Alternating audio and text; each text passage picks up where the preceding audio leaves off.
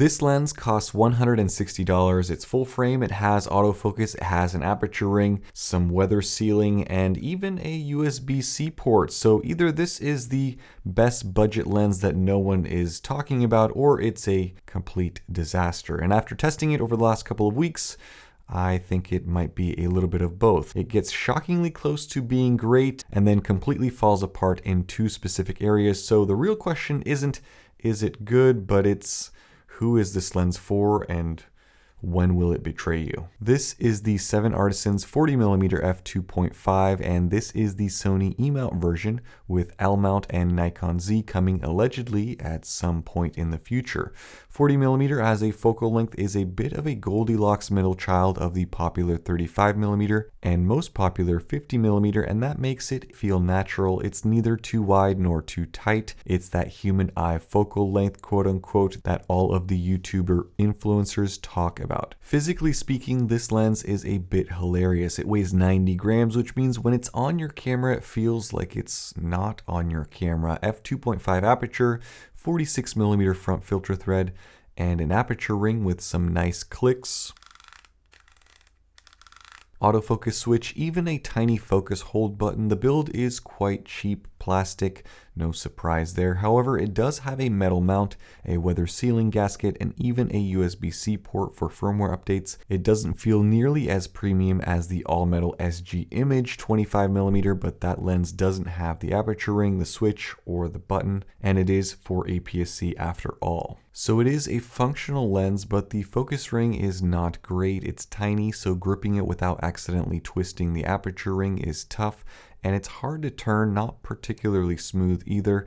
So if you like using manual focus with your autofocusing lens, this really isn't the one for you. I tested this lens on my full frame Sony a7C, a budget full frame camera with a budget full frame lens. The shocking thing here is that with used prices the way that they are, you can get this entire setup now for $1,200 US, depending on where you live, and that's buying this lens brand new.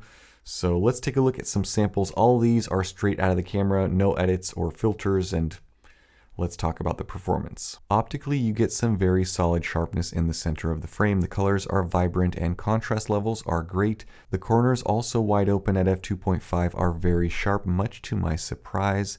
There is a little bit of softness compared to the center, but this is impressive corner sharpness compared to even most standard lenses, and this is a tiny little pancake lens after all. There is some purple fringing at times wide open, but nothing too terrible. In terms of distortion, there is a little bit of pincushion when shooting a flat wall, and the vignetting is very noticeable wide open at f2.5, which does improve as you stop this lens down, or you can always correct this in post as well. The bokeh performance is surprisingly good as well. It's not going to rival an 85mm, but out of focus backgrounds are smooth and not too busy, and you get plenty of subject separation from making whatever it is that you are shooting pop. So what are the weaknesses? Well, the big one that you will see is flare performance. This lens almost gives you the same flare performance as those $20 disposable camera lenses that have flooded Amazon. You get a lot of lines, a significant loss of contrast.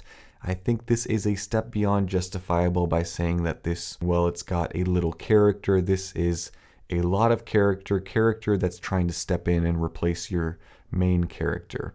It's not a good performance, and unfortunately a lens hood is not going to save this. The second weakness is the focus breathing. It's very strong. The image moves significantly as the focus shifts from one extreme to the other. Now, if you are using this lens only for photos, you likely won't care, but if you do start shooting video, you'll notice this movement, and it's not ideal even for simple talking head video setups, which I guess I should also mention the autofocus performance here, which is fine but not groundbreaking. On the positive side, the autofocus is quiet and accurate, but it's not super responsive or eager to lock onto a subject. It takes a little bit of time.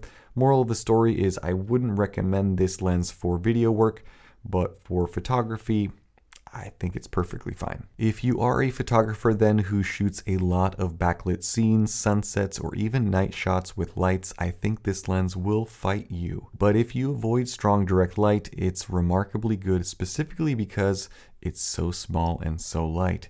and that's where the appeal exists. If you want a tiny, lightweight setup or a cheap everyday lens or something that you just don't have to think about, this lens is a fun option. But if you are someone chasing perfect optics, skip it. Or if you are someone chasing high-end build, the plastics and lightweight truly do make this lens feel more like a toy compared to other lenses out there. We should talk about the obvious comparison here, and that is the Sony 40mm f2.5G. From a price standpoint, it's $800 versus $160, and you see a lot of that difference in the build. The Sony is a full aluminum build lens with much better tolerances and a significantly more premium feel. The Sony also has dual linear motors for autofocus, so it's on a different level. Optically, the Sony is sharper from my experience, much better chromatic aberration and flare control. Both are great compact light walk around lenses, but the Sony is a polished premium version of this 40mm idea, and the 7 Artisans is the budget copy that cut a few corners, but it still does work. Now things do get a little bit more interesting when you compare this to the Viltrox 40mm f2.5. Both are the same price. The Viltrox feels a little better put together, but the trade-off is the features. You lose the aperture ring and the autofocus manual focus switch and the button. Optically, performance is about the same in terms of sharpness, but flare control obviously is much better on the Viltrox. That being said, the 7 Artisans is smaller, lighter, and more featured, and so I would summarize by saying the Viltrox is the safer choice, but the 7 Artisans is more interesting. Not better, but maybe more fun. But let me know down in the comments section what you guys think. Are the flaws on this pancake lens too much to make it appealing? Or is the Sony or Viltrox a lens that you own and you shoot with already and you would have no need of purchasing this one? What other pancake lenses out there would you want someone to release? I'm curious about that one. Always fun to read your guys' comments down there. If you are wanting to read more or buy this lens, I will add some links down in the description and in the comments, so you can check those out, and I'll include any discount codes as well, so you guys can save a bit of money as well. Thank you so much for watching. Stay tuned for more, and have a nice day. Bye-bye.